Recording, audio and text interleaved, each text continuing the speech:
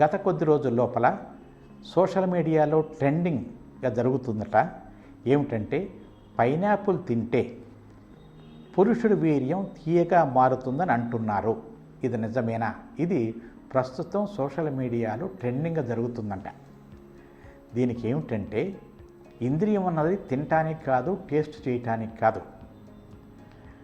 అది పడాల్సిన ప్రదేశం వెజైనాలో, నోట్లో కాదు.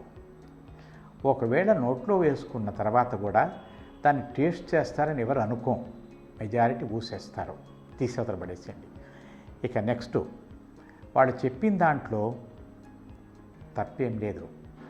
అంటే మనం ఏమైనా ఇవాళ వస్తువు తిన్నామనుకోండి, అది తెల్లవారి వచ్చే చెమట లోపల అదే వాసనలు కానీ, తెల్లారి వచ్చే యూరిన్ లోపల కానీ, మోషన్లో కానీ అదే విధమైన వాసన, రంగు, స్మెల్ వచ్చే అవకాశం ఉంది.